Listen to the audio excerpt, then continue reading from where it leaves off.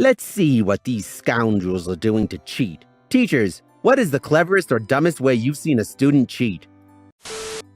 Happened this year. Not the first time I posted this. Kids sat at the back of the exam hall. All pupil bags piled up at the back. One bag keeps beeping as messages come in. Regulations state bags must be removed and phone investigated. Phone is receiving text with the answers to the exam being sent. Pupil in question has Galaxy smartwatch on. He takes photo of questions with his watch when he knows he's not being observed. Watch auto syncs with phone, which auto Dropboxes his photo.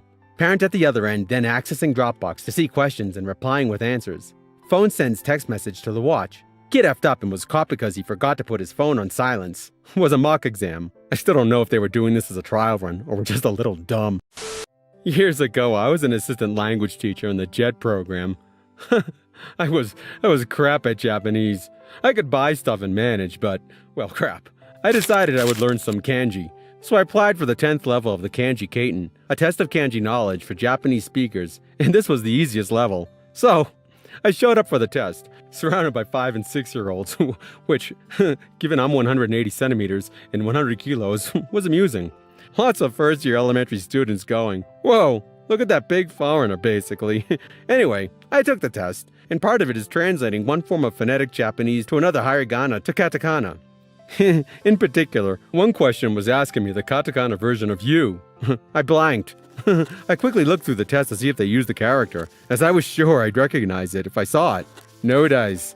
As I was doing this, I noticed a 6-year-old girl beside me doing something on the table with her hand. I kind of glanced for a second, didn't register right away. Besides, test. Needed to work on that.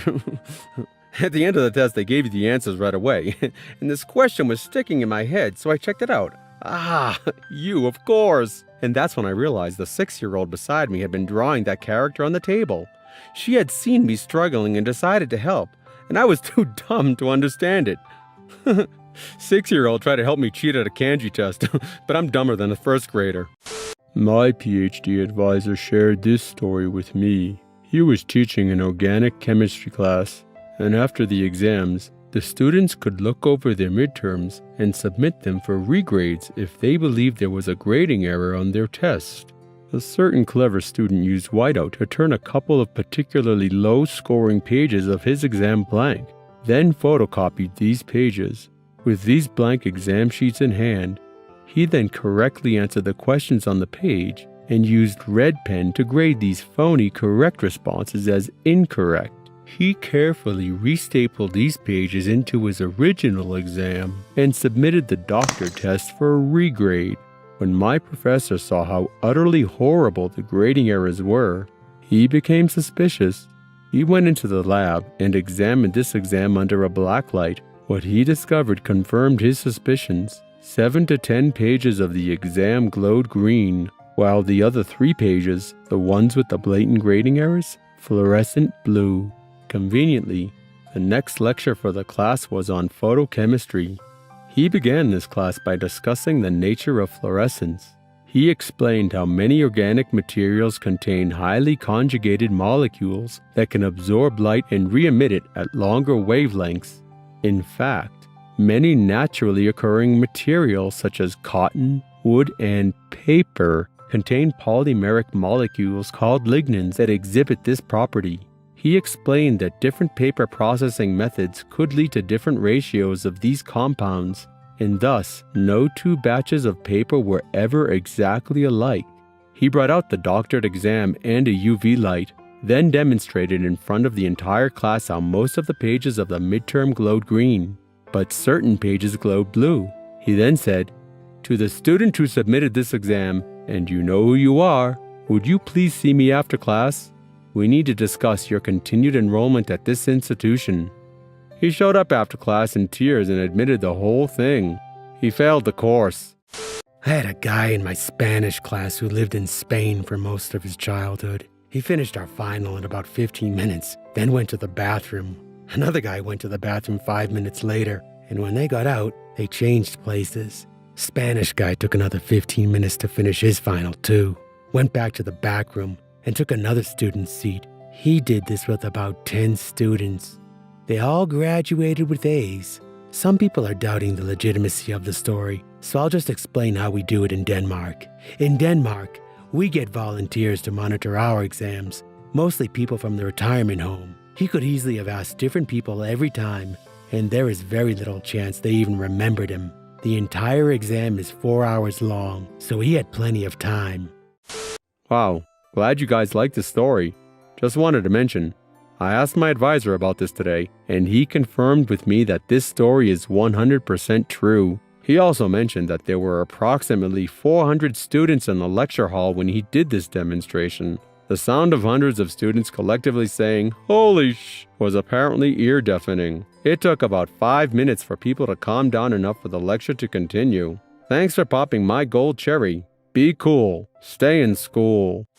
Student caught swapping pages of midterm and submitting for regrade gets caught by chemistry professor because, well, chemistry. When I was in middle school, we had a teacher who was oblivious to what was going on in the room during tests. We began the year with complex cheating systems, but by the midway point of the year, when we had the old states and capital test, one kid walked over to the USA map on the wall, pulled it down so everyone could see, then walked back to his desk. Our teacher did not notice. It was a middle school near the Jersey Shore.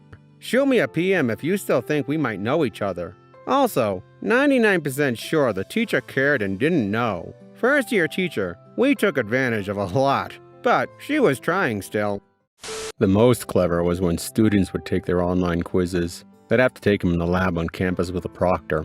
The test used to be set up so that it would give the students feedback and show the right or wrong answer for a few seconds on the screen. Students started taking pictures of these with their cell phones. Keeping in mind, there are 6 quizzes per level and 4 levels. So we're talking about 24 quizzes at an hour, 1.5 hours each.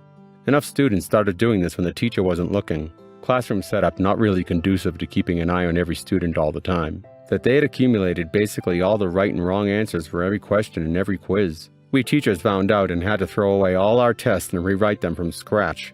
One of the dumbest things I've ever seen was when I was teaching at a private degree Millish college. I taught night and weekend students who had no base of English, little time to study, and zero desire to learn. Some students, particularly elementary ed majors, literally spent more time and energy complaining about having to learn English than actually attempting to learn it. In one of these classes, there was a written short essay test. Anyway, the assignment was to write about your favorite holiday, why you like it, and what you did last time. Mother's Day had just passed, so I made that one of the options, suggestions. It's worth mentioning then that the term Mother's Day was written in the instructions. Anyway, one of my students submits this essay talking about Day of the Breast. Day of the Breast? What she did on Day of the Breast. What happened was she used Google Translate, as many students do, and had zero language skill as for identifying misnomers and basic proofreading. So, what's with Day of the Breast? She wrote Dia de la Mama in Google Translate instead of Dia de la Mama.